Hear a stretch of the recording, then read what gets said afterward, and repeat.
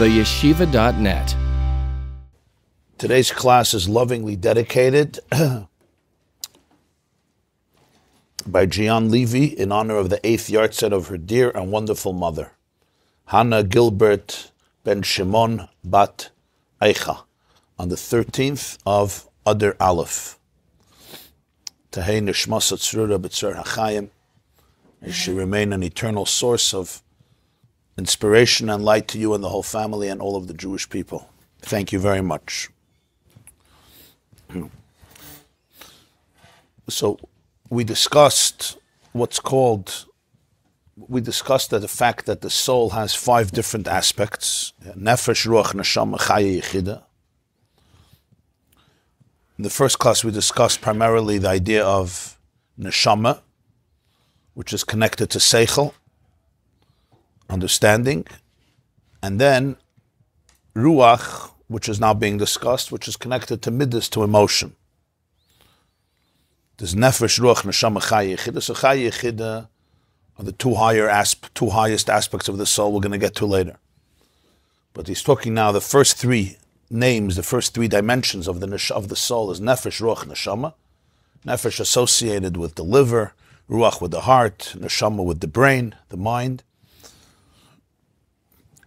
Nefesh, ruach, and neshama, therefore, are 3 aspects of the soul. And here we're talking about the nefesh elikis, the godly soul. So first we discussed at length the concept of neshama, which is associated with seichel, with understanding, the ability of awareness, understanding specifically bina. And then there's ruach, and ruach is the capacity, as he said, just like the soul has an ability to understand godliness, and even the highest aspects, as we explained in the first and second class, how that is, and how the Rabbi and the Arizal and the Nesiim afterwards can speak about things even beyond bina. The same is true, the neshama also has the capacity for love and for yira, for ava and yira, love and awe. La'avas Hashem alakecha, liyiras Hashem alakecha, and all the branches, all the midas that are branches, anafim, that come from the tree, from the trunk, which is ava and yira, love and awe.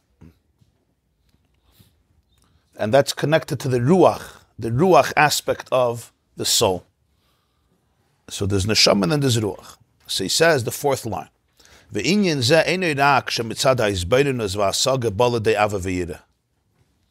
it's not just that because of his beinunus and asaga, because of contemplation and comprehension, a person also can reach an emotion. In other words, when there is contemplation, his beinunus, meditation, hasaga, so that may result in ava, in love, and in yida, in awe. What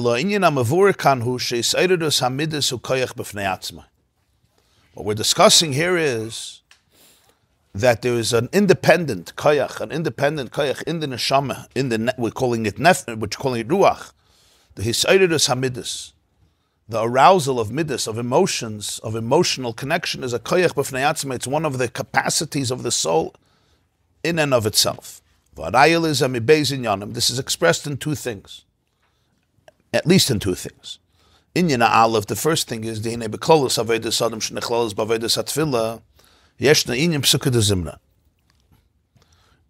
general avodah of a person, which generally is defined by avodas hatfila, the avodah of davening encompasses the whole avodah of a person. We have the section called Psukkah de Zimra, Kamay min Azal. The Gemara says in Brachas, La'olam yisadir adam shmachish la'kadosh baruch hu v'achakach yispalel. The way of davening is before we do Shemona Esrei, this first a person engages in shmachish la'kadosh baruch hu, literally the praise of Hashem, and then he asks, then he davens. In Shemona Esrei itself, we have the first 3 blessings, right, which are shvach, and then is the 12. Altogether, you have 18 blessings. Later, they added a 19th blessing. So you have the 3 in the beginning is shvach, the 3 at the end called haidaya, gratitude, praise and thanks. And then you have the 12 in the middle. They're called yud beis tzayis, which are bakasha, requests. But the first 3 are shvach. That's in Shemona Esrei itself. But then later they also added a whole section of Psukkah de Zimra, which is all shvach. It's basically different kapitla. First the bracha baruch shamar, and then Mizmor l'Saydis from Tehillim, and Yichvait from Tehillim, and then Ashrei, and all the Halalukas are all from Tehillim. right? And then you have at the end, after Alukah, you have the Vayivarech David and the Shir Sayam until Yishtabach. That's called Psukkah de Zimra. Literally, it means verses of praise, of a song, of celebration. The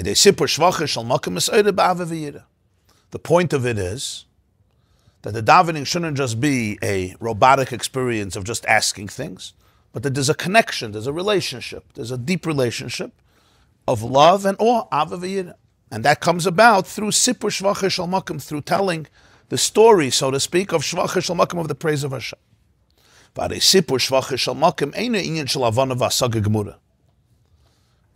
telling of the Shvach, of the praise of Hashem, is not something where there's necessarily the absolute understanding and comprehension of explaining everything. It's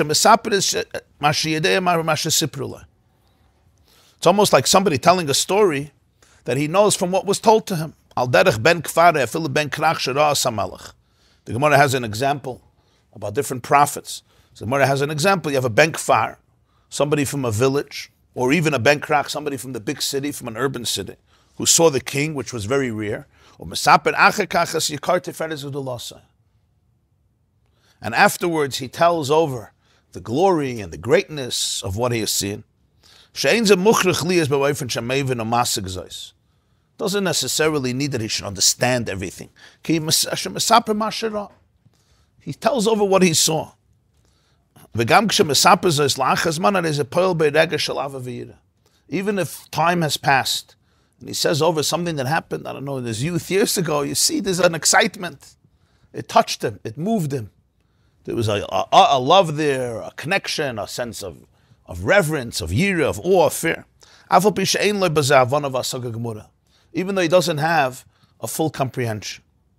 He tells over the story, he saw something, and he tells over the story, and that itself arouses something in him.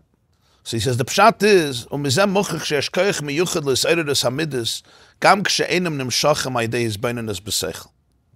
there's a special koyach, there's a special faculty for midas, for the arousal of emotion, even if it doesn't necessarily go through the channels of first his beinunus, which is a contemplation and a meditation in your mind.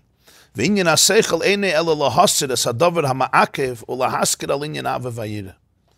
seichel is to remove the blockage, to remind you of the ava v'yira. Doesn't necessarily create it. It just has to remove the blockage of remembering the ava v'yira, but the capacity is there innately. We'll explain more. V'inyan abez is something else, a second nekuda. Even the midas that you see clearly, they come from seichel. They grow out of seichel, almost naturally, organically. You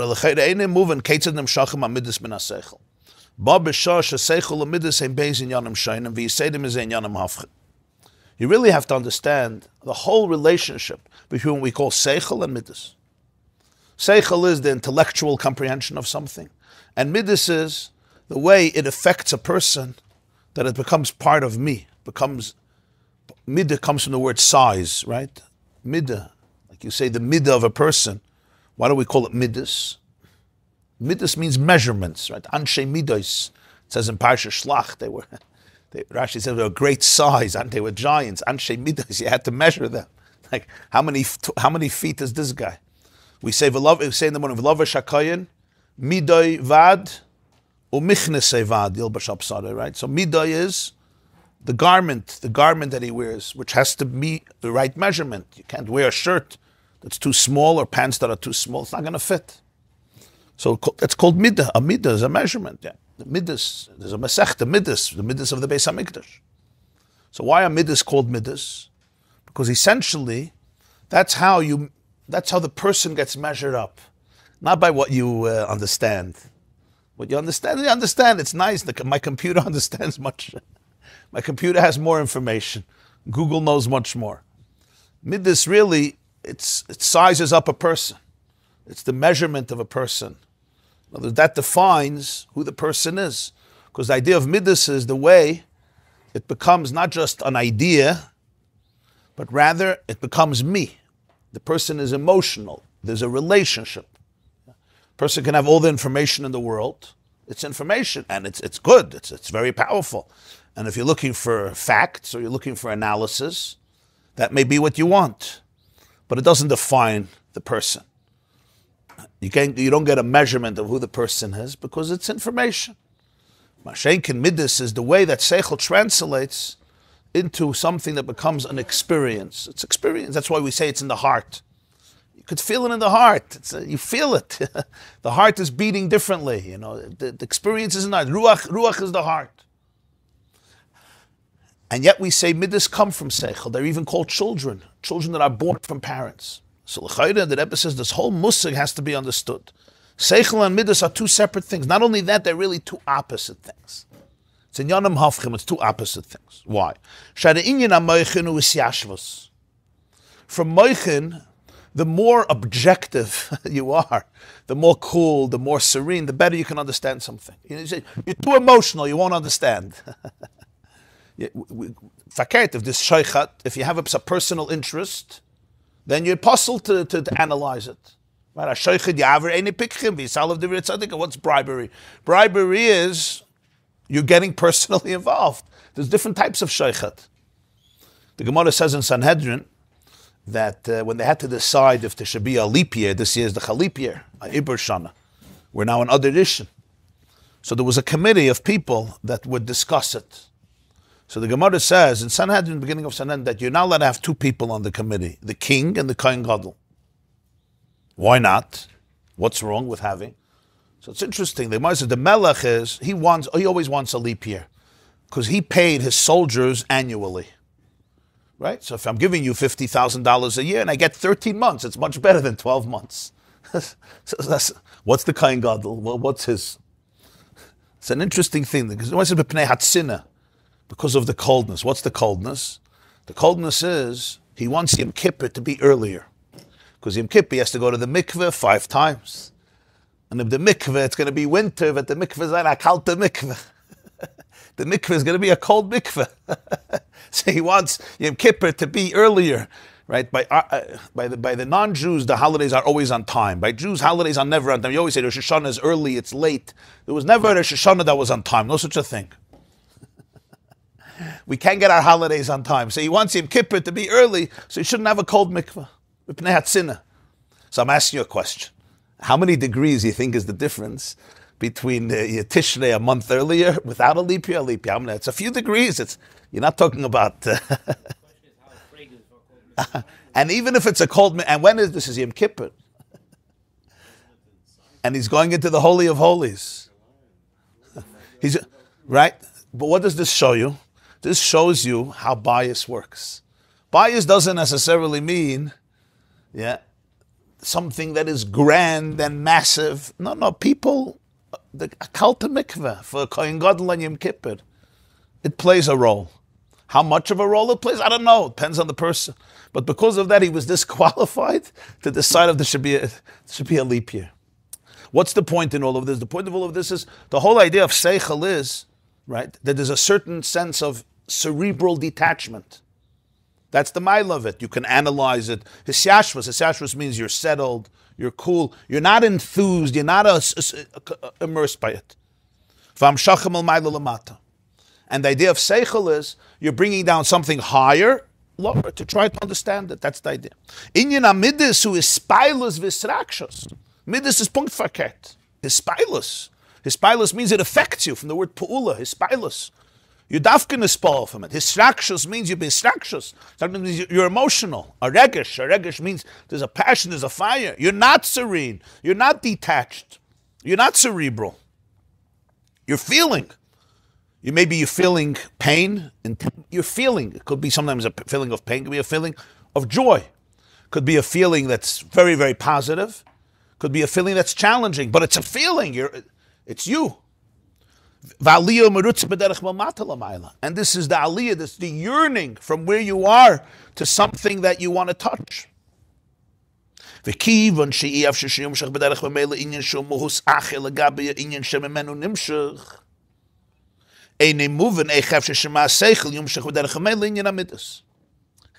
Akasha, since it's impossible that something organically. B'derech hamela means organically, naturally. It's a seamless flow. Something you don't have from a seed of an apple tree, you're not going to get an orange tree. And from the seed of a watermelon, you're not going to get honeydew. That's the seder. Why? Because the child is a replica. The child is a continuum of its source. So he says you don't have something coming b'derech memela. That's what he says. You can have something. To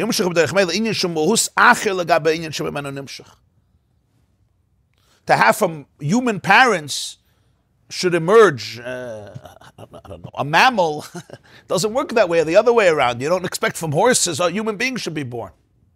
It's a different muhus. It's a different, you want this to come from this. It's a continuum of the source. You're saying midas come from seichel.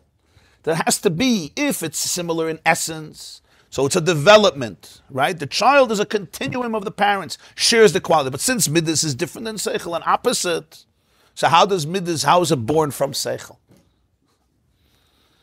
Achayinyin who the pshat is, shegam amshachas hamidas min ha-seichel imitzad zeh, שבלאו חייש בנפש הלקיס כיח בפני עצמי, שאיני קושרים כיח הבנה והשגה שבנפש הלקיס, לסעידה דס אבא וירא.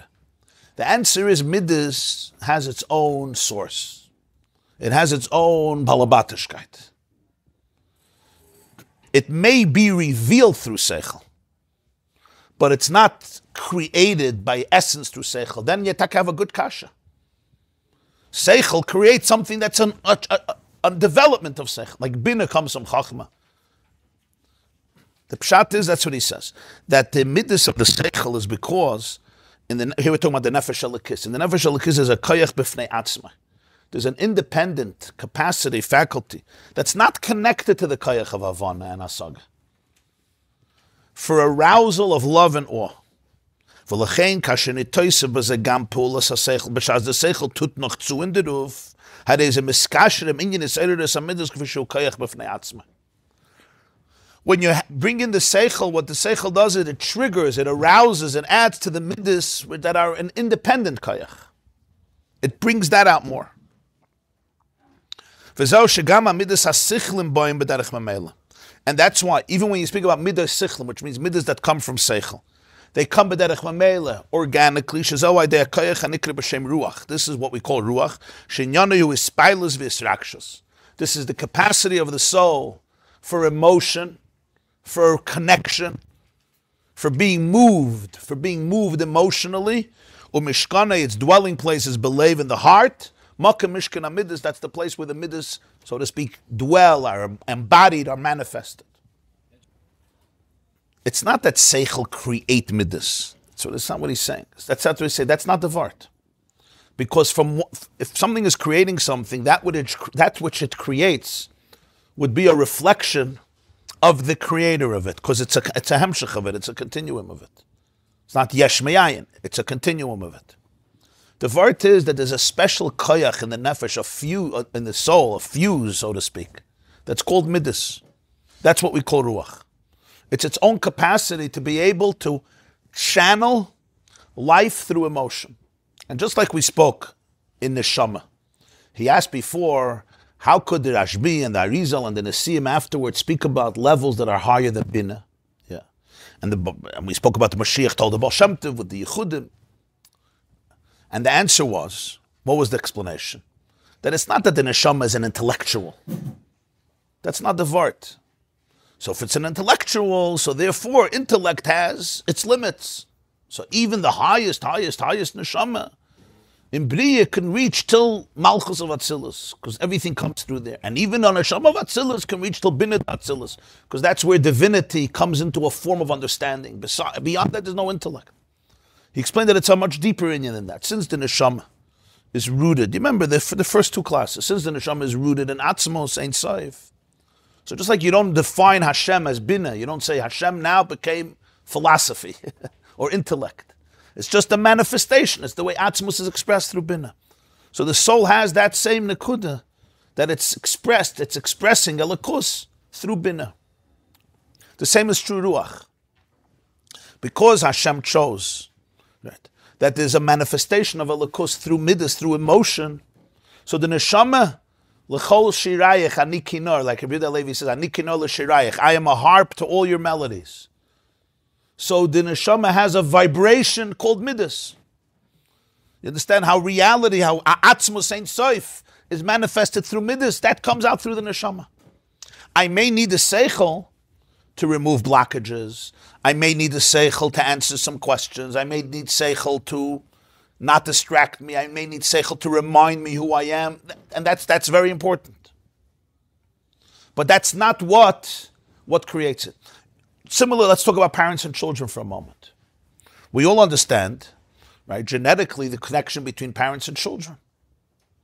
Quite a deep one and quite a powerful one. Because these are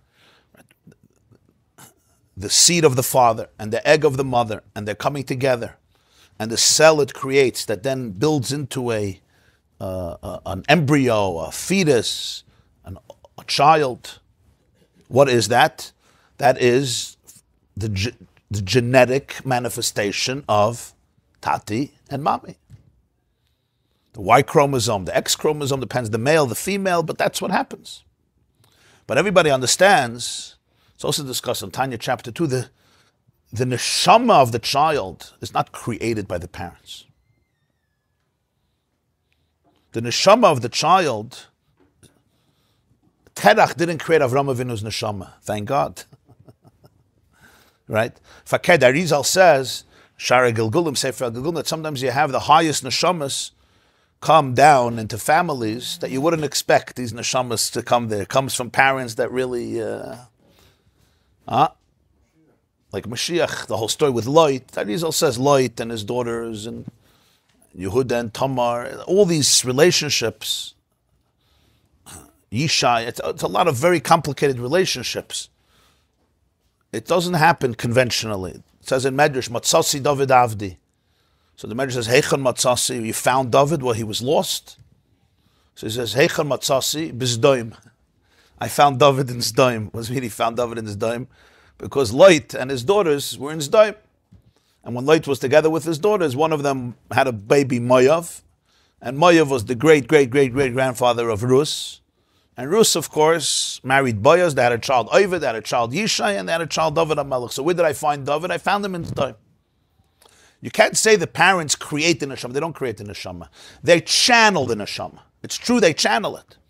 And it does say in Svarim, and it's a thing that the machshavas, the thoughts and the consciousness of parents, when they're together, when they're intimate, has an effect on the child.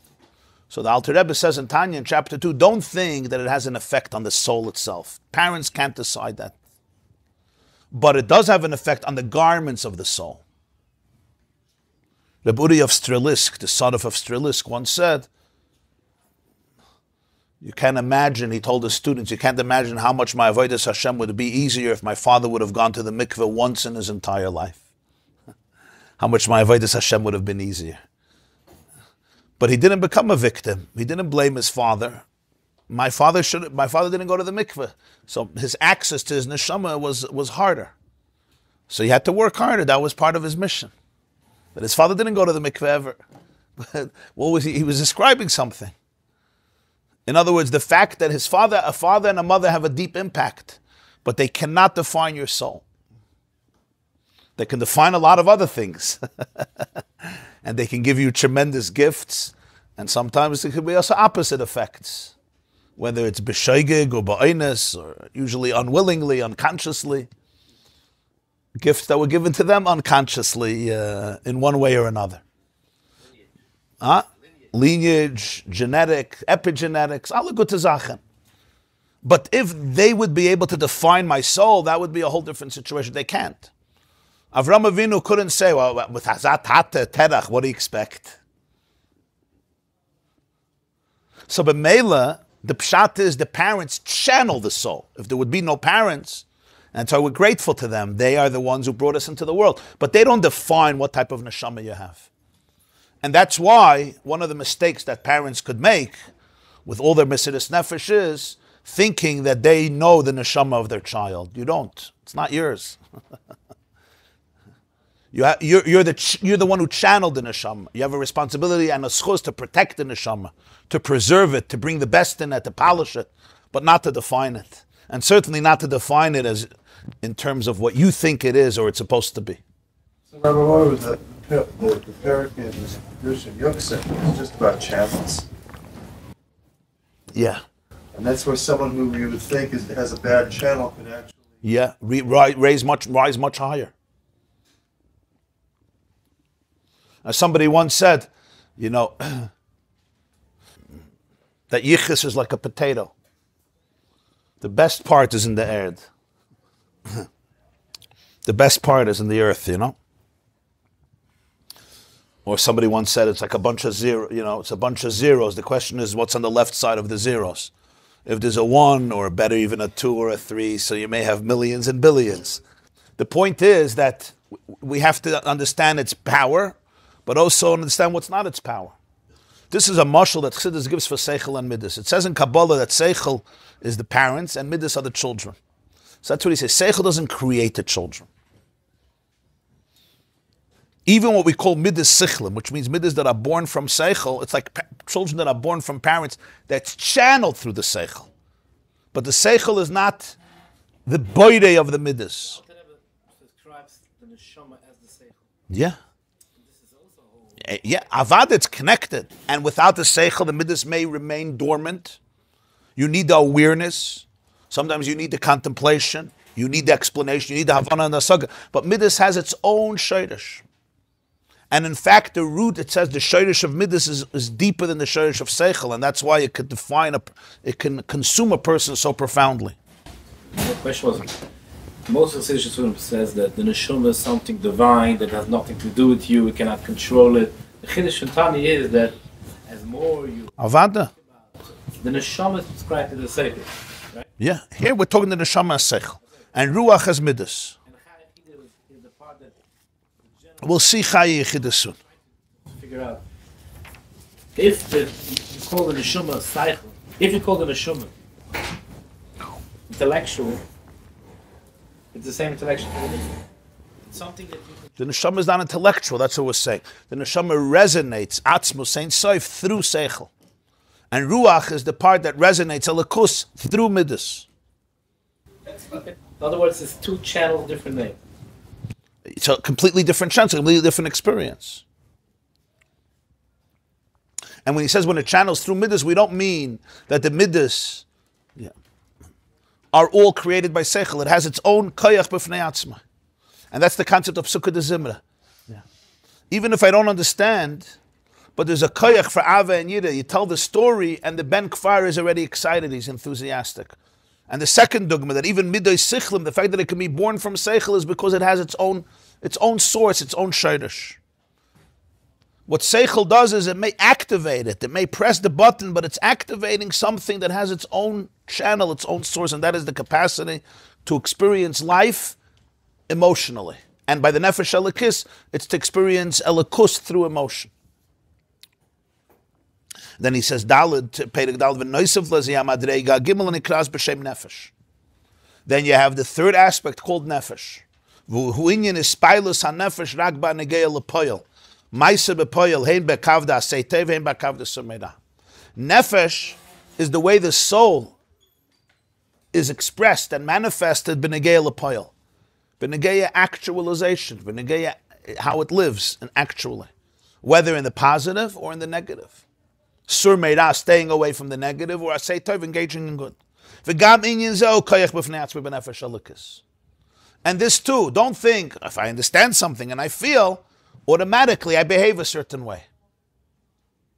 That's the flow, but it has its own koyach. It's its own koyach, that's why it's called nefesh. It's its own fuse, its own capacity in the nefesh elikis. One that is sensitive to behavior. It's sensitive to that. That's what it is. Shemitzateva nefesh elikis muchrichu lasis inyan shakadosh baruch hu reitza sheyasayse ve'eina yachal lasis inyan sheretzayne shlakadosh baruch hu sheyibne melasayse. Mitzad the teva, mitzad the fabric, the nature of the divine soul. It's innately, intrinsically. It will do something that Hashem wants it to do. and abstain, not do that which Hashem's ratzon is, Sheyimnim Allah says you should prevent from doing it. It's not just because I understand and because there's a strong feeling, so it's also going to translate in behavior. Rather, it's the way the elikus of the nefesh elikis is felt and experienced when it comes to behavior. Just like neshama is its own kayach, and ruach is its own kayach, nefesh is also its own kayach in the nefesh elikis.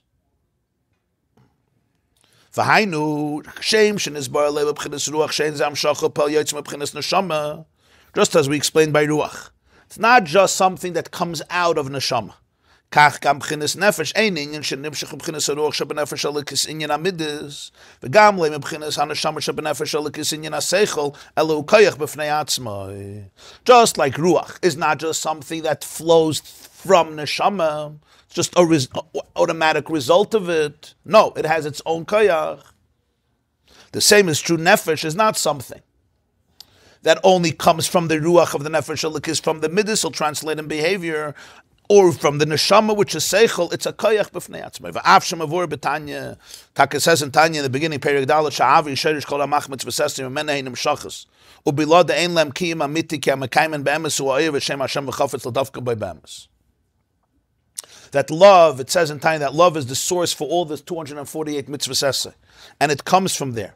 And without it, it doesn't have authentic endurance, because to do it truthfully, it's when there is a passion, when there's a love, and you want to connect. You really want to connect. That's true. But the arousal of ruach, of ava and yid is relevant, that the kiyum, the fulfillment, should be authentic, and it should be with a chiyus, with a life, with an energy. But there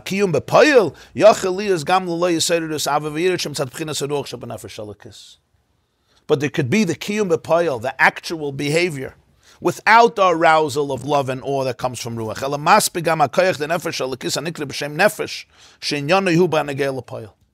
You have, just like Ava v'yira could sometimes be triggered on its own without seichel, because it's its own capacity, even though sometimes you need a seichel. And it helps, and it removes blockages.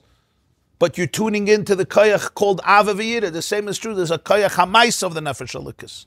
There's a koyach nefesh that is sensitive to action and not to action, even if there's no ava v'yira. Obviously, when there's passion, it's geschmacker, and it's a geschmacker kiyum, but it's not dependent one on the other. It helps to it, and it's very geschmack, but ultimately it's its own way that it resonates truth on its own.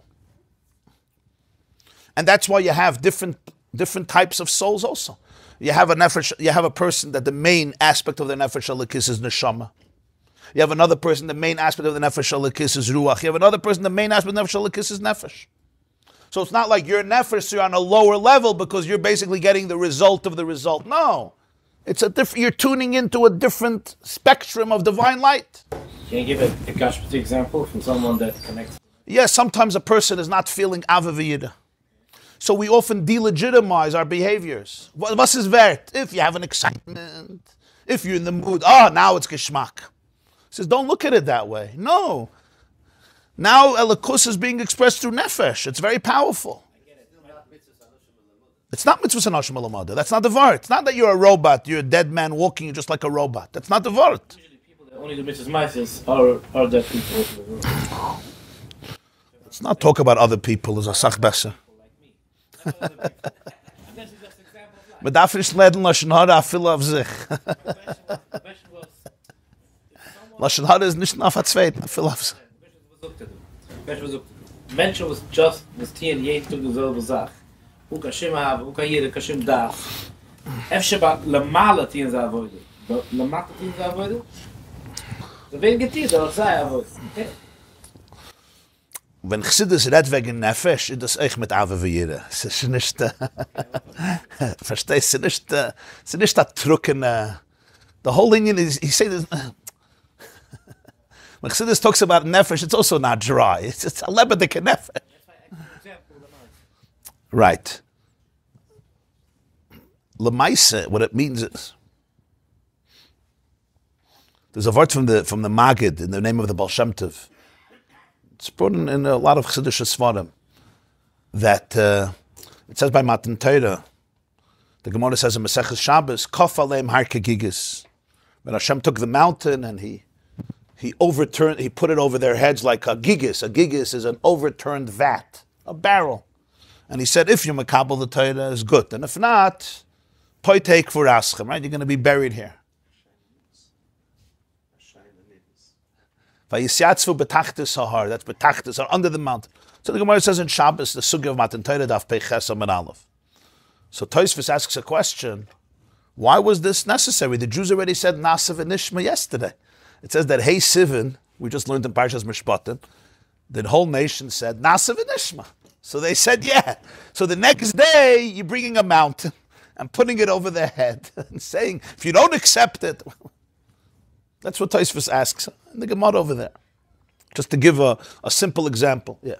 A chassan, a groom, a chassan proposes to the kala. Would you like to marry me with all the, whatever the lashon is? And if not, I'll shoot you. No, it's worse. It's not if not, I'll shoot you. She said, yeah. And not only she said, not v'nishma. Whatever, I'm in. I'm in. You don't even have to tell me what life is going to look like. You want to move to New Zealand? I'm in. You want to move to Antarctica? I'm in. You know, like the Chabad Shidduchim. You want to move to Japan? I'm in. Nasa v'nishma. Huh? The next day, yeah, okay, let's get married. By the way, you take her under an elevator shaft and you say, if you say yeah, good. And if not, the elevator is coming down. So there's two questions. First of all, what's it upon him does the shidduch have? What is it going to look like? Right? Even if she said yeah, right? What is it going to look like? And second of all, there was already a yes yesterday that was done with regesh, with feeling. It was done with feeling. So the whole Indian, it's a big pella. What Tosfos asks. Best way to ruin shidduch. Huh? The best way to ruin a shidduch. This is what it's about. This is what it's about. The Maharal of Prague, on the Gemara and also in Chumash and Gurarye, he says something very intense. He quotes it from a medrash actually. He says that there's a halach in Torah, it's called a ma'anis. What's the halach of a ma'anis? A ma'anis is a very horrible situation where somebody violates a girl, a single girl, and he violates her intimately, without her consent, without her permission. Something called mefata. Mefata means you seduce, you entice. Ma'anis means oinus, it's forced. So the halach is, it says in Chumash, that if she wants, her father wants, lo yuchal l'shalcha kol yamav. If she wants to marry him, she could marry him, and he has to, and he can't give a get to the rest of his life. So, okay, I had fun, next. No. As we say, you eat the kasha that you made, right? Lo yuchal l'shalcha kol yamav. You'll forgive my metaphor, but you stick with it. Don't now send her away. She's not going anywhere. Of course, if she doesn't want, she'll probably not want, but if she wants, lo yuchal l'shalcha kol yamav. That's the halach. There's no get. So the Maharal says, the Jews said yeah. The problem is just like you say yeah, you could say no. God can also say no. So Hashem became a ma'anes. He forced them. What's the halacha by ma'anes? Lo yuchal l'shalcha kol yamav. So God tied his hands behind his back, because Magid Varov Yaakov, the Medrash says every mitzvah he gave us, he himself does, because that's how mitzvahs are Hashem's own design. Kavayachal Evarim the Malka. So b'meila lo yuchal l'shalcha kol yamav. Boom. There was a Maisa.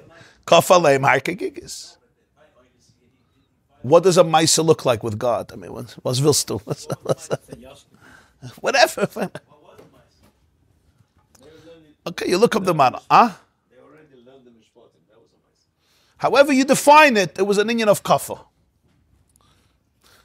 Now, that's a strange Maisa. So, like, what's the whole inyan here? What's the whole inyan? So the Baal Shem Tov says a moide de kavart. It's a very, very bekitzer. But he's megala it's a nefesh de kavart, but it's megala the neshama of it. When we look at ma'anis from our perspective, it's and justifiably, it's disgusting. It's horrible. It's called abuse. It's called tragic, crazy abuse, right? Huh? Yeah. Right? And it's true. It's true. What the Maral is saying is, like everything, there's a shaydish of a shaydish. You have to understand it in a whole different meaning. The Baal Shem Tov says, Kafalem har kegigis wasn't to force the marriage so that you shouldn't be interested. They're already interested. Like, what are you... Oh, it's a different word. It took the marriage to a deeper place. It took it to a deeper place. That it's not dependent only on what I'm feeling right now. It's that we're essentially one. If we're essentially one, if you feel it, geschmack, feel it. But if not, it doesn't take away the oneness. If I can give a very practical example, yeah. There are moments that parents get very, very angry at their kids. Maybe nobody here relates to it, but there may be one or two relate to it. They get angry. There's even moments, and I've heard this from parents, that they say, and I'm talking about good people. I'm not talking about Goyim, kranke Menschen, good people, that from so much pain they could say, you know, I wish this child wouldn't be mine. Or I wish this child somehow disappears from my life. Then the parents feel guilty for 30 years and they go to therapy for saying that. Yeah. Sometimes parents will say things to children that are very hurtful because children say things to parents that are very hurtful. There's sometimes a moment a mother or father are so exhausted, right, that their feeling to their children is extremely, extremely negative. Very negative. And they can't find in their heart any connection. It's going to pass. In a few hours when the kid falls asleep, you'll fall in love. I'm not worried. You'll come in and the terrorist is sleeping now, and suddenly he's a malach elikim. The terrorist becomes a malach elikim once he's asleep after the bath and he had his ice cream and it's ausgefriert, alles is good. We're not worried. But sometimes people feel very, very guilty and feel, I'm not a parent. I'm not a parent. I'm not a parent. And what does that do? It brings them down and sometimes makes people make the worst decisions. Because if you're not a parent, you could make really selfish decisions. Yeah. What's the most important? But what's the emes? The emes is if somebody would come that moment and tell the father or the mother, right, we're going to kill this child. They'll say, kill me first. At that moment, when you're not interested in your children, you're going to die for them. Because it's not that you're not interested. It's that right now, your body is having a reaction. You're exhausted, you're depleted, you're in survival mode, you're coping in a coping mechanism, you're overwhelmed. So your emotions and your body can't channel everything that's in your soul. And you know what? It's fine. That's how it is. Don't doubt the relationship. The relationship did not end. The relationship is very, very deep because it's deeper than emotion. That's kafalem har kegigis. Kafalem har kegigis is not, once you said, yeah, I don't care, I'm going to force you. It's don't define our relationship only the days that you're saying Nasa v'nishma. Even when you wake up in the morning and say, you know what, I'm not interested. I'm in a dark place. Is there a relationship? The kafalem har kegigis, yeah, Matan Torah happened that way. In Matan Torah, there was the koyach that even when there's no conscious emotional feeling, you still committed yourself to say, the Baal Shem Tov's lashon is iskafia is oich Matan Torah. Iskafia, which means to subdue, is also Matan Torah. Don't say now you're just a ridiculous, empty Jew, you have nothing. You don't have nothing. That's the vart of nefesh.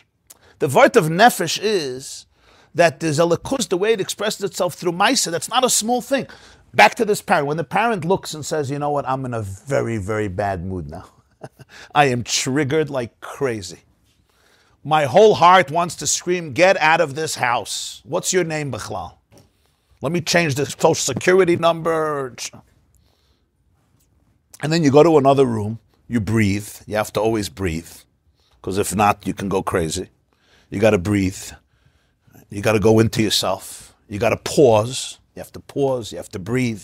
That helps the brain go from the amygdala to the prefrontal, so you could be a little more regulated. And then you come out, and nothing, no, you didn't, but you say the right thing. You do the right thing. Something that promotes connection rather than distance. And then you feel like a shmata. He says, no, that was the nefesh of the nefesh alikis. That's a special. Koyach hamaisa is a reality. It's not. If you feel it's something. If you don't, that's not true. Avada, it's much geschmaka when you feel. And avada is someone who has no feelings. There's only kafalem harkegigis. If the whole marriage is just based on the kafalem harkegigis, it's not going to last. That's what it says in Tanya. Ava v'yira you need because we're not just hands and feet. That's emes. That's all emes. And that's why there's neshama and that's why there's ruach. But nefesh is its own koyach. It's its own inyan. The nefesh alikis reflects alikus through maisa. It's sensitive to what should be done and what should not be done. And the same is true also in a marriage. Any marriage, even the best of, maybe exceptions, but even the best of marriages goes through some hard times. Peaks and valleys. And sometimes seriously hard times. And sometimes such hard times that it feels like the couple can easily drift away one way or another way. Right? And you don't feel an ava, you don't feel. What's kafalem harkegigis? Kafalem harkegigis means don't delegitimize the fact that you're showing up for a relationship, even though there's voices in you that say right now it's forced. Because you know what's going to happen? Tomorrow your heart will open up. And you'll be able to look back and say, thank God I didn't make that wrong choice at the moment.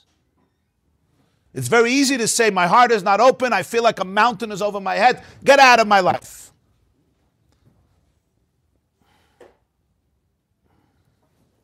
The idea of ma'anis, lo yuchel l'shalcha kol yamav, al pipshat is, pashat, it's like a punt. It's like you did this to the girl. It's a consequence. You're not free anymore. Now she feels the shame, right? When we talk spiritually, like every mitzvah, it comes from a spiritual level. It means you didn't create the relationship, so therefore you can't go out of the relationship. And that's really the power of a marriage. The power of a marriage is, what's the power of a marriage? The moment you realize this is the second half of your soul, so you didn't create the relationship, God did, so you can't get out of it. That's why divorce is not an option. What do I mean it's not? It is an option, but the point is, it's not an option, meaning it's never done as an optional thing. It's a marriage therapist, so. You understand what I'm saying? It's not something you do optional. If you could stay married, it's not an option not to stay married. And if you can stay married, I don't want to finish, but then I guess that's also not an option. But you know what I'm saying? It's not something, should we go Pesach here or there? Should we get divorced? In the secular world? Should we get divorced or stay married? I don't know. Let's figure it out. That's what destroys a marriage. What do you mean you don't know? There's no such a thing. It's not optional. If you can stay married, you stay married. Business is nefesh. Option is the get. If you say it's optional, it's the get. You understand what I'm saying? Why? Because it's two halves of one soul. If it's two halves of one soul, so it's deeper than my feeling today. If I can't, the connection is what allows the feelings to happen. And that's the word of the nefesh alikis. The nefesh alikis is not based on emotion. It's not even based on seichel. It's a chelik and a kamimal. But Mela, through neshama, it comes out that it's toifus, the truth of elikus. Through ruach, it feels the truth of elikus. It feels elikus. And through nefesh, it embodies elikus. It embodies it through maisa. That's the vart. It's a chelik al-kamimal. The Rebbe writes, the simcha of a chasana is, it's not a union, it's a reunion. The Rebbe says on Maamar, it's halach lashne, that the chasana and kala, before they were born, they were two best friends, inseparable friends. Two halves of one, they did everything together. Zah and Malchus. And then, you know how it is, you graduate school, you graduate yeshiva, and they were separated, and she was born here, and he was born there, and they wandered the world for whatever amount of years. And then they reconnect. So he says it's not a connection, it's a reconnection, it's a reunion. So he gives them money, he says like two best friends haven't seen each other for many, many years, decades, and then they come together and they reunite. It's a tremendous simcha. What's the point? The point is there's something irrational in a good way about a marriage. Somebody will say, why did you choose this person? You say, well, he's smart. Okay, there's other smart people. And by the way, he's not the smartest guy in the world.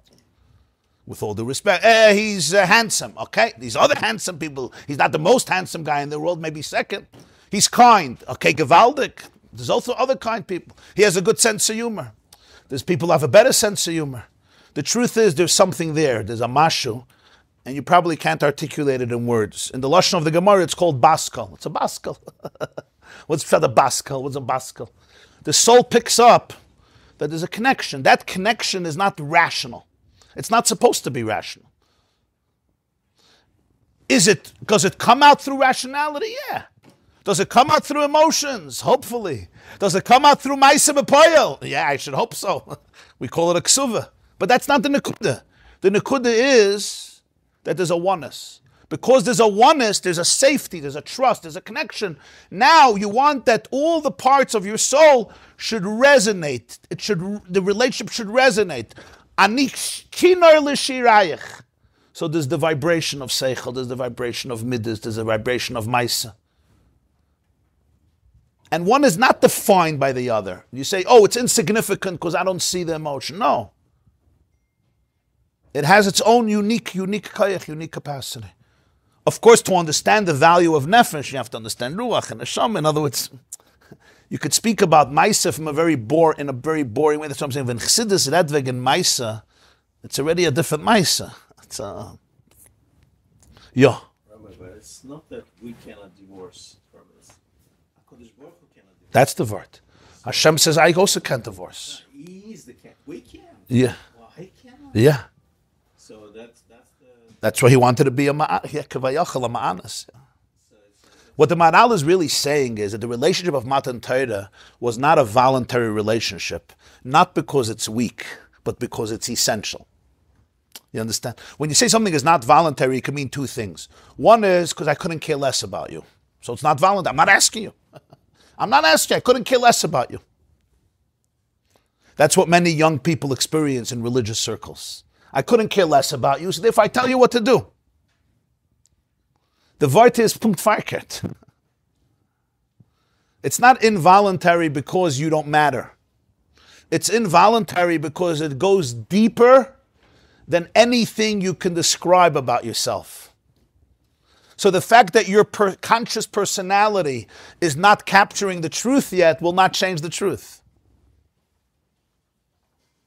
You know, I could do everything. Can I voluntarily cease to be a human being? I'm asking you.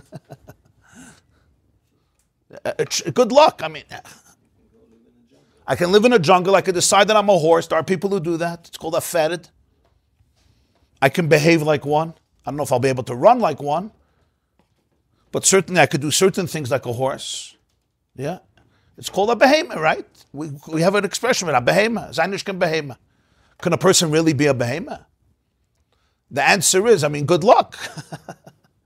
I can deny who I am and live as something else. So it's not voluntary. So you'll say, oh, my entire human experience is forced. Well, you could look at it that way. Or you could say, this is your essence. This is who you are. It's a different idea. So kaf aleim har kegigis means this is who you are. If this is who you are, so ultimately it's going to come to the surface. Ultimately you're going to be who you are. I can't be who I'm not. And the more I understand that, the easier it is for me to be able to embrace who I am. Yeah, your teufels dinyan.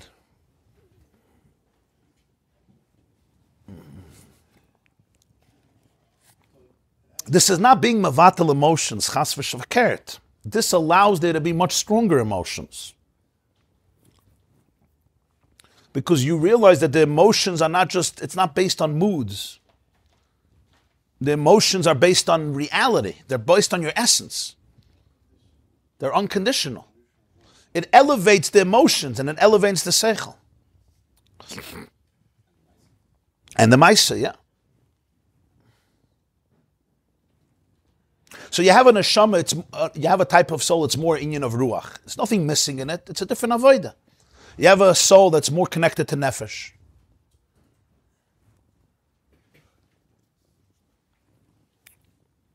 You have by Yidden, yeah.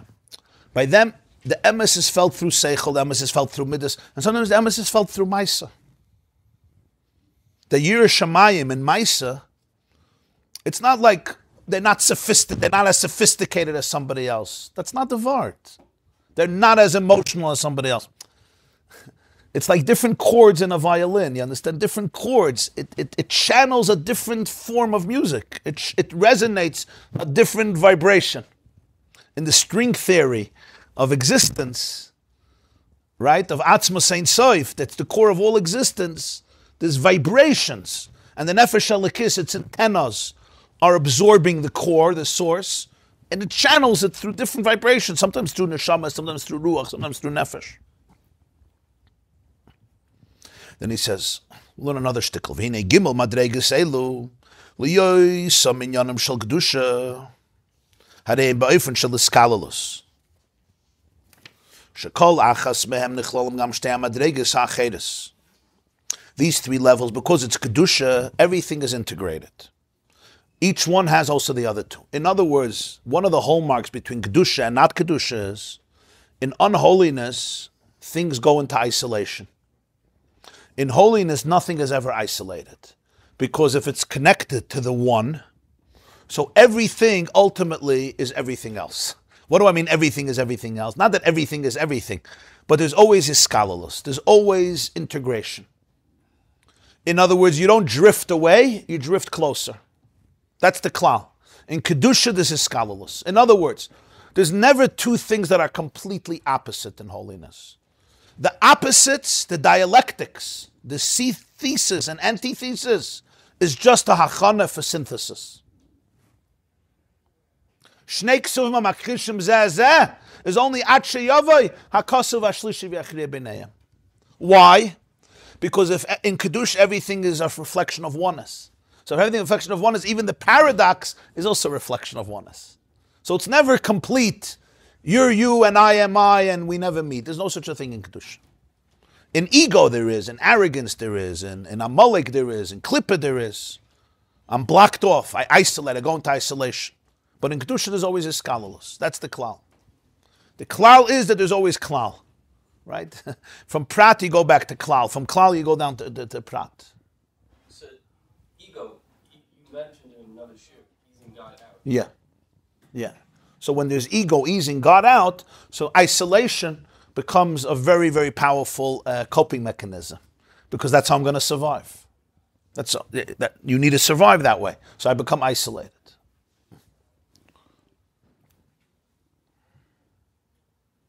And therefore, so in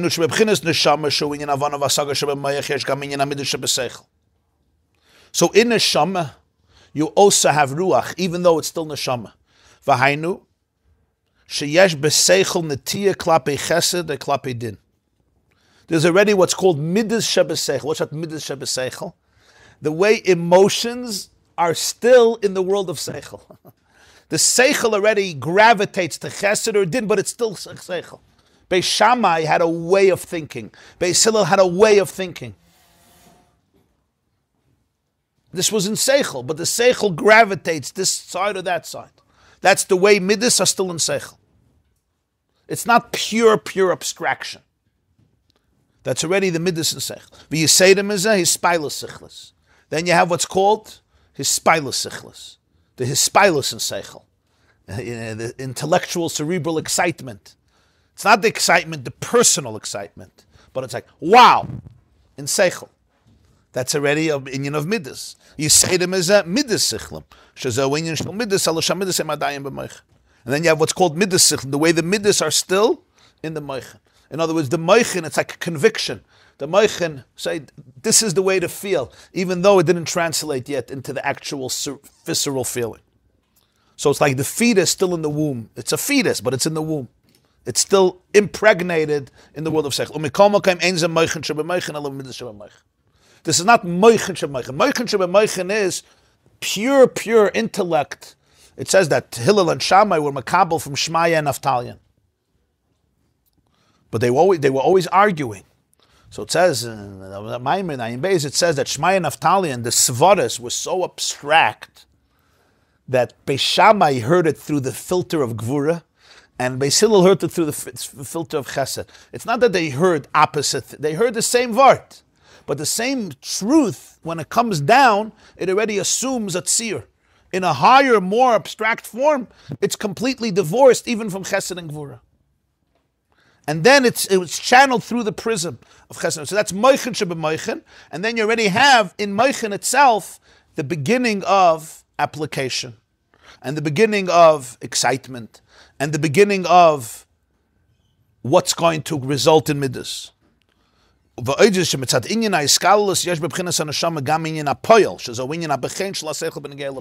Iskalus, the neshama also has what's called a bechein. A bechein means ubechein. What's the application? All in seichel still. So this is the way nefesh is still in neshama. Ruach is still in neshama. But there's always Iskalus. In Kedusha, nothing is ever completely divorced from something else. If yes, it's already not a sign of Kedusha. In other words, if anyone is really, really disturbing me to the point that they have to be cut out of my life, it's not coming from Kedusha. In Kedusha, there's always something to learn from the other. There's always something to grow. You don't have to cut out anything, because in Kedusha, you go back to oneness, and therefore everything has its space. Or to put it in different language, in real Kedusha, the Rambam says, when Mashiach comes, there won't be negative competitiveness. Why not? Competitiveness means that you're taking something away from me in my perception. That's why I'm jealous of you. In real Kedusha, that can't be. Right? It's almost like God feeling that you're taking away something from him. Like if you're feeling God, so you're taking away emotions from me. You're not taking away, you can't take something away from the source from which everything is getting everything. The resources don't end. So when you're in touch with that, nobody can ever take anything away from you. You can only take away something from me if I go into a limited place where I'm stuck. So B'meila, in every inyan there's Iskalus. V'nintzit sheb'chinas haneshama klulam gam b'chinas ruach v'nefesh. V'chei b'chinas haruach sheb'nefesh halikis.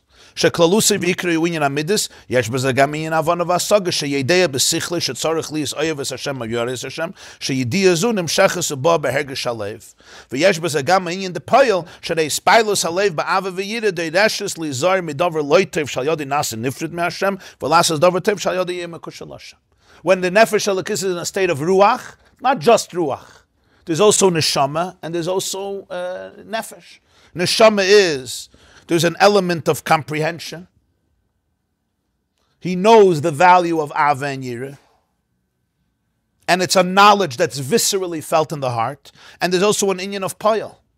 When you're in love, you know that you have to be careful of anything that will destroy the relationship. And you not want to engage in anything that will connect. So real love, real awe, translates in how a person focuses on behavior. It's not just an emotion. Emotion is not abstract. If I love you, but then I betray you, obviously this love is off. If I love you, I want to protect myself and you from something that will destroy it. And I want to engage in something that will build it. So that's the nefesh, the way it's in ruach. Ukamaykin ba'kiyim b'peil b'chinas nefesh, nichel gam inyan da'ava v'yira ruach, v'yidiyah v'asaga neshama, sheziwi ha'yidiyah v'asaga, she'yideyah she'makabel alav malchusi yizbarach b'ratzin v'ava lasas etzayna. O makabel el malchus shemayim later she'lelimrid boy. Lira she'lelimrid boy la'avdei b'chol minei avodas evet. So even in nefesh, which is the third one, which l'chayr it's all about implementation, it's all about action. No, there's also Iskalus. In Kedusha, nothing is ever isolated. So therefore, there's also the knowledge that a person is makabel alav malchus b'ratzin. That he's sensitive to the fact that there's a hierarchy, and I'm not going to go away from it. There's a knowledge there. I'm not just a technocrat. It's not an involuntary computer. There's a knowledge that there's a hierarchy, and I'm going to implement it. I'm not going to run away from it. It's a knowledge. He's makabel malchusa yizbarach, and there's an element of accepting that malchus, and a love to do his will, and an awe not to betray it. V'zeu klolis inyan gimel hakoiches neshama ruach v'nefesh. Shem hakoiches pnimim de nefesh ha'elokis. Shem eslapshim b'nefesh ha'bahamas. V'acher kach begufa adam. V'al yodam tzadich adam lavid avados l'shama sheskena. So you have the three faculties, neshama ruach nefesh. These are called koiches pnimim of the nefesh ha'elokis. What do we mean koiches pnimim? We're soon going to see what koiches makifim are. But koiches pnimim is the way the nefesh ha'elokis is embodied in the guf. It's embodied in the animal soul and in the guf, and it lives through three. It manifests itself through these three vibrations: nefesh, ruach, neshama, and through it, the person ought to serve his avodah as Hashem. So these are the three elements of the nefesh, because the way it's embodied in the animal soul and in the guf: nefesh, ruach, neshama. We have time to go a little further. Okay. This Hergetulay, how did it get? Come up with Hergetulay? That's right here, Hergetulay. Second God, Hergetulay. Yeah. He's saying that even in the ruach, there's yediyah. It's not like ruach is just divorced from knowledge and comprehension. The primary element is emotion, but every emotion has an awareness. So even ruach has neshama in it. There's no emotion without an awareness. Every emotion, every emotion has an awareness to it. There's no emotion without awareness. Every emotion is preceded by awareness, right? Awareness may not be the source of the entire emotion. The emotion may be manifesting a primal desire in the person. Like he says, ruach has its own fuse, its own circuit. But awareness channels it. Its own neural network. But you always need any emotion you're having. If I ask you, what's the awareness that precedes it? Even if you're very angry at somebody, even if you're very angry at somebody, yeah? I can't feel awareness at the moment. I'm just angry, I'm overwhelmed, I'm crazy. What? There's an awareness that produced it. Children are not born in a vacuum. They need a tati and a mami, even in 2024. You understand? Midas come from seichel. What do I mean come? Not come created, that's what he says. But it's channeled through. There's going to be an awareness. So even in ruach, you have an element of neshama. To understand, I just want to, he discusses here now the opposite. And it's important here because here we start seeing all this was the nefesh elokis. What does this look like in the nefesh Bahamas?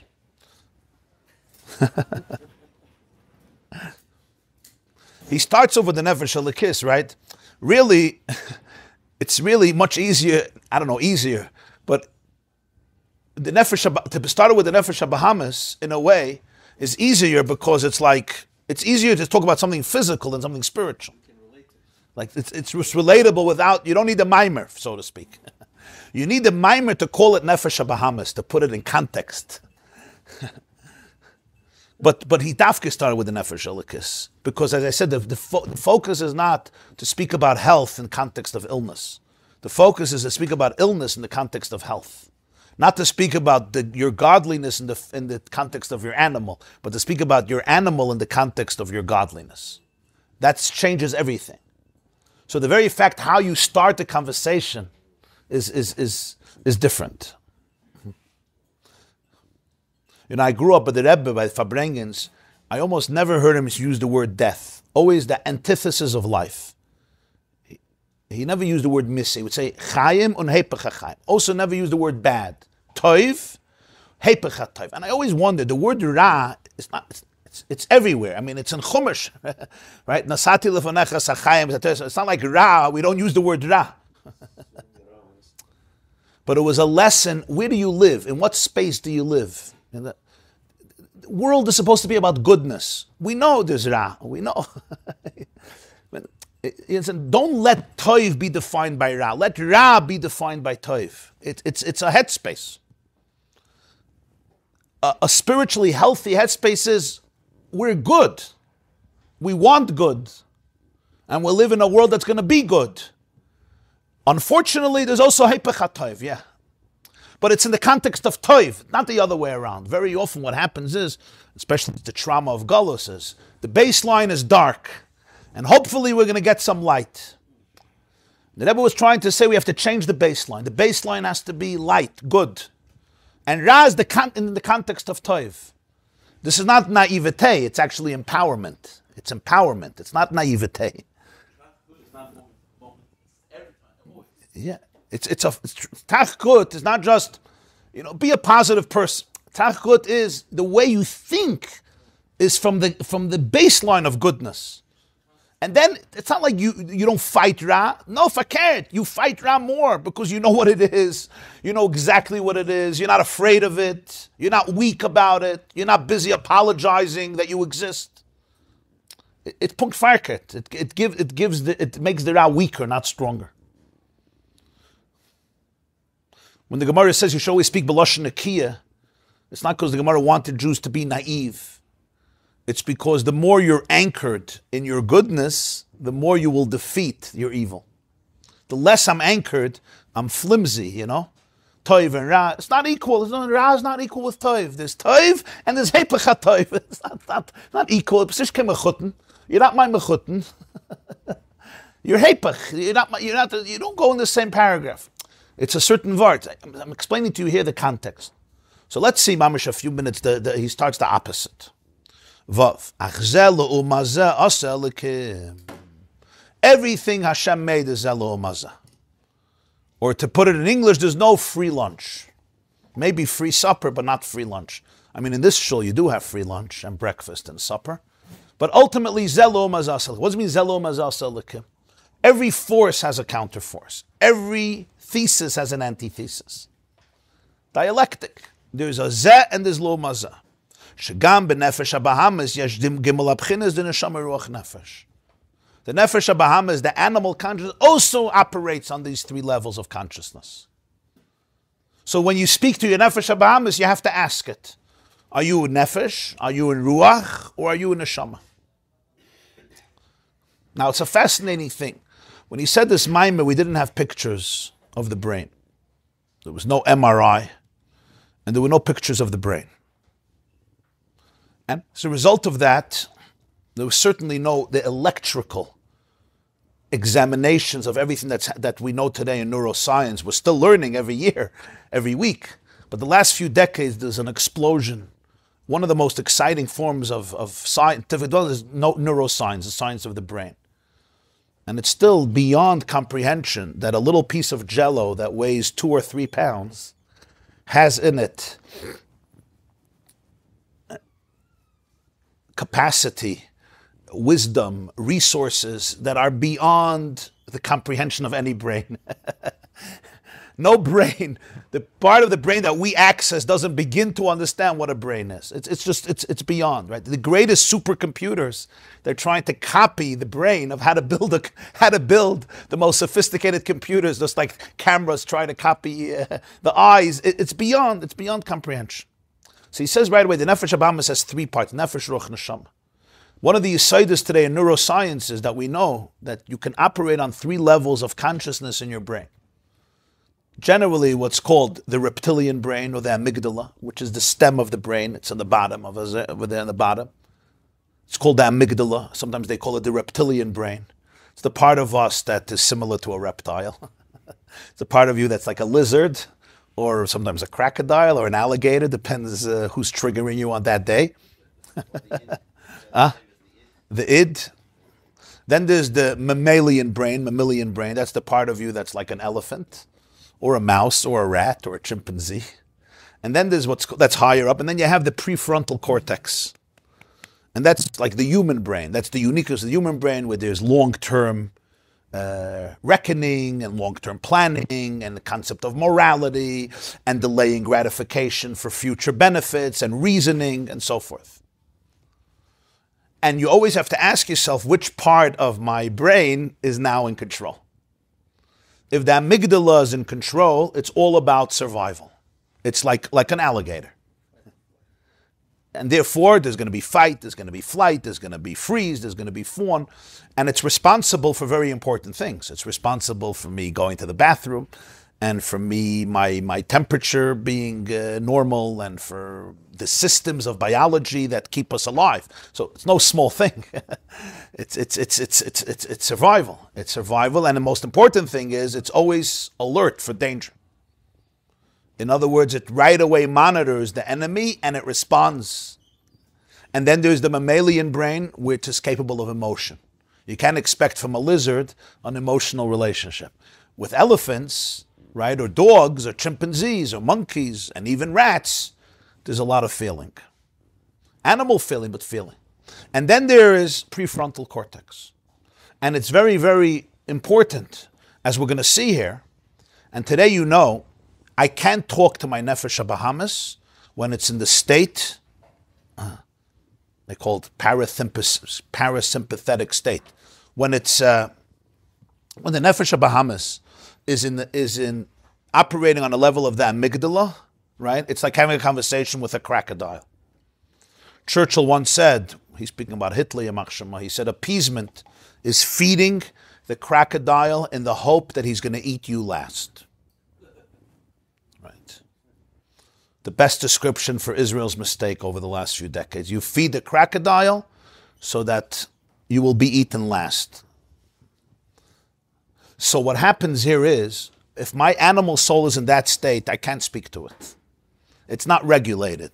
It's meshuga. It's like the fire alarms in your house. You know when the fire alarms go off? The good fire alarms, right? And you try having a conversation. It's like having a conversation at a chasana. You know those chasanas where the music is, and you have a conversation? So at least that's music. When the fire alarm is going off, you can't have a conversation. All you could think about is get this alarm off. So imagine the fire alarm in my system is on 24/7. I can't have a conversation. All I'm doing is trying to figure out where the fire is coming from and how to get saved there.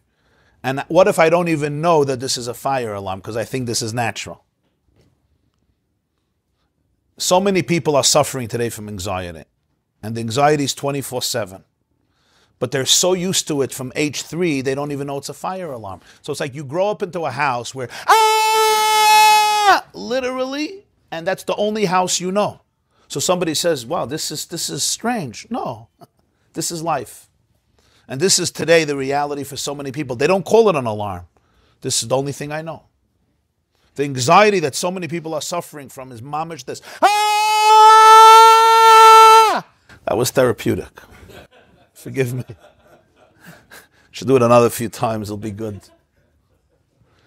But it's mamish what the brain is doing. So we give it a name, anxiety. Stop calling it anxiety. It's not anxiety. It's it's screaming 24/7.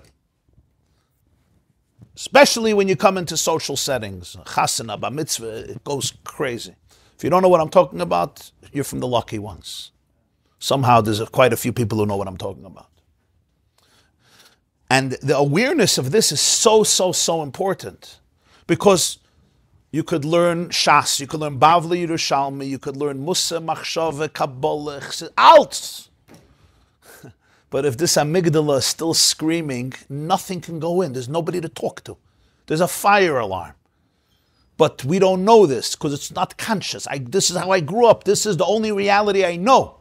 So I'm just responding to it. So the reason I'm learning is just because I think maybe it's going to lower the fire alarm. But the truth is, all the learning is coming through the lens of the amygdala, through the lens of the reptilian brain. So it's just feeding it more because I didn't deal fundamentally with it. So when he says here that the Nefesh HaBahamis operates on 3 levels, Nefesh, Ruach, Neshama, it's fascinating that Chassidus is really articulating what we literally see today in neuroscience, that there's 3 different states in which my animal consciousness can live in. The only way to work with the animal soul is when the animal soul could feel a certain form of safety, of security. And then it's open to a message.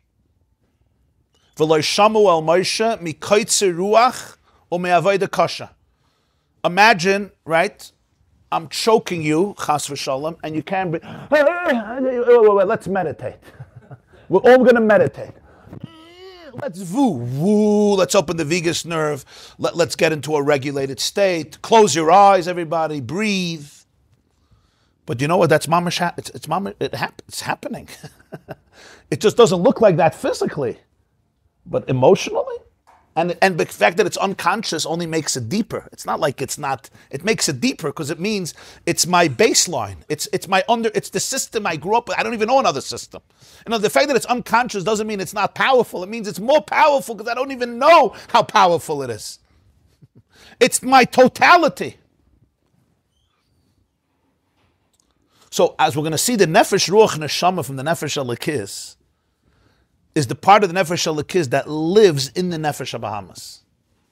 And because it lives in the Nefesh Bahamas, they could start learning each other's language. That's why it's called Kaiches Pnimim. Kaiches Pnimim means the Kaiches that are Pnim. Pnim versus Makif means that which becomes integrated in the animal soul. It's the part of the Nefesh Elikis that can actually have a conversation with the animal soul when it could take the animal soul into a place of more regulation. That's why a child who's not regulated and an adult who's not regulated, all the musar in the world and even the inspiration in the world, it's meaningless. It's worthless. Like, stop choking me. There's a fire alarm inside of me. There's two lions that just came in from both windows, literally here. What are you giving a shear? You're there's two lions that I'm facing now. And the fact that he's smiling, right, or frozen, doesn't mean there's no lions. It just means the lions are already inside. Reb Simcha ben of Shischa once said, they asked him, what's Avodas Hashem? So this was a little bit after the French Revolution. French Revolution, they had the guillotine. You know what the guillotine was? So horrible. They murdered tens of thousands of people with a guillotine. They would put a person under the guillotine, boom, chop over the head. So Reb Simcha ben of Shischa, said this, he was the Rebbe of the Cuts. He was a sharp man. So he says it means that every moment you should realize that you're under a guillotine, and the next moment the Yetzer Hara can chop off your head. That's what it means. He was trying to say, Avodah, you have to be alert, right? Because the next moment you could be done. Like you have to be alert. One text, one gaze. So somebody said, Rebbe, what if I don't feel this way? He says it means your head was chopped off already. So I don't know that this is what should be the manual for every 7-year-old child, that you're under a guillotine. What he was trying to say is, the fact that I'm not feeling how much anxiety lives in me doesn't mean it's not there. It just means my head was chopped off already. Chas v'shalom. Of course, in Ruchnius, your head can't be chopped off because the Nefesh Elikis can't be corrupted. So that's the good news, right? There's always somewhere to go back to because the divinity can't be corrupted. So b'meila,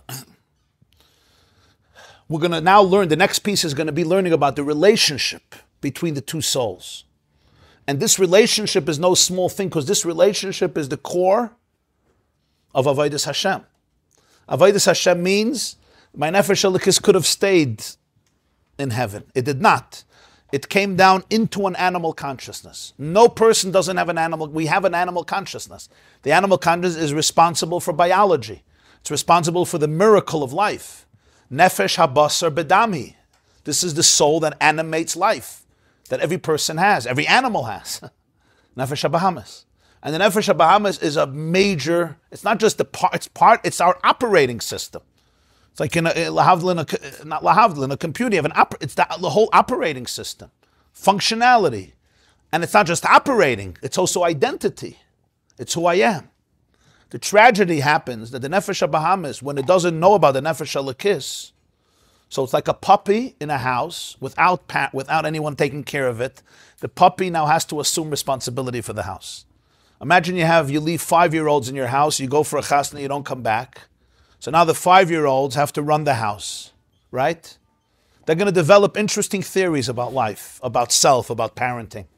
The Nefesh habahamis, divorced from the Nefesh Elikis, it takes over, and it has to start developing a whole identity of what it is, of what it's not, and it's crazy pressure on the Nefesh habahamis. And it does it. It does it well, and this is what's called midas rayas. Midas rayas are not evil midas. Midas rayas are the emotions we create when the Nefesh Elokis is not in sync with the Nefesh Elokis. When the Nefesh Bahamas is not in sync with the Nefesh Elokis. So it develops this whole array of attitudes and behaviors and patterns and instincts and philosophy too. Creates a whole philosophy too around it, because philosophy needs to protect psychology and emotions and behaviors. Everything needs philosophy, right? Because you need a justification. I'm not an animal. Even the worst people in humanity, right? If you spoke to Stalin or Hitler, they'll tell you we're helping the world, right? If you speak to the Islamists, they'll tell you we're cleaning the world for Allah. We're good people. We're good people. We don't kill children. We don't do that. So there's always a philosophy that justifies it. Even the worst criminals, they'll always explain to you the philosophy. There's always a philosophy that goes with it. But what's the underlying truth here? The underlying truth here is that the Nefesh Bahamas is not in a conversation with the Nefesh Elokis. So the Nefesh Ruach Neshama of the Nefesh Elokis that we explained, it's manifested in the Nefesh Bahamas, and it works with the Nefesh Bahamas and through the Nefesh Bahamas. And there's a constant conversation. Right now, as I'm talking, right, all of us, throughout the day, the Nefesh Bahamas is constantly sharing stuff, always. It's sharing stuff. And you have to tune in and know what to listen to, how to listen to it, how to respond to it. What is its message? What is its real message? Because when we can do that, everything changes. Sometimes, of course, it's not just through words, because the coping mechanisms of the Nefesh Bahamas could be so deep that I may not know about anything else. And that's when we need support systems and different forms of help and treatment. But that's going to be the Nakuda that we're going to explore, Be'ezer Hashem, the next class. Tomorrow there's a women's class at 9:30 a.m., and we will continue Thursday morning, 7:45. Everybody have a beautiful and wonderful day.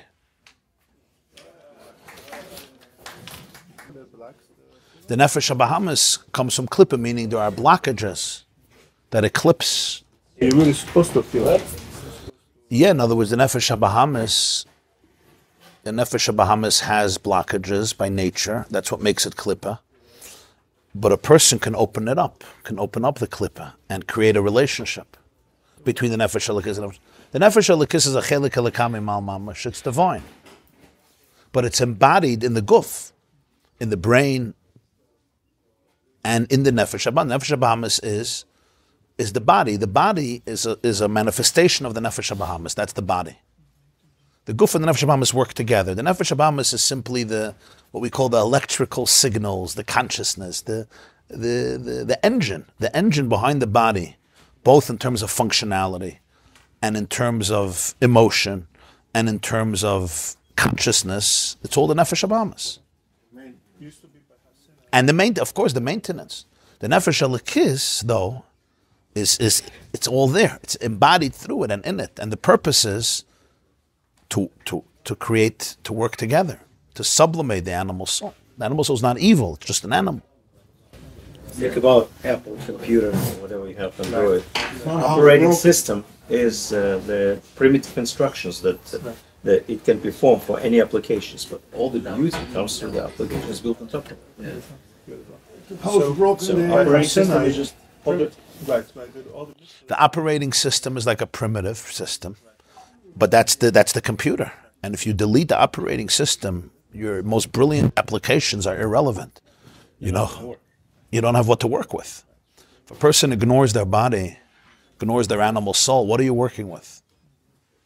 That's why, it's an honor to have you. When a people ignore their body or they denigrate their Nefesh Bahamas, it's like destroying the operating. Like, I don't have time for the operating system. I'm too busy.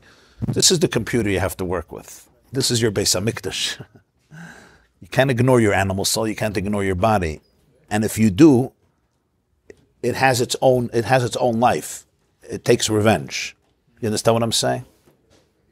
There must be communication. There has to be a flow. I don't care about this alarm, this fire alarm sounding. Well, guess what? I do care about the fire alarm sound. Exactly. Yeah, this smart boy.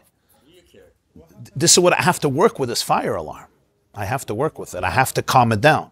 With the mitzvahs that we used to feel, right? Each mitzvah corresponds to a part of our body. Sefer Charedim goes through all the mitzvahs, the parts of the body. This class is brought to you by theyeshiva.net. Please help us continue the classes. Make even a small contribution at www.theyeshiva.net/donate.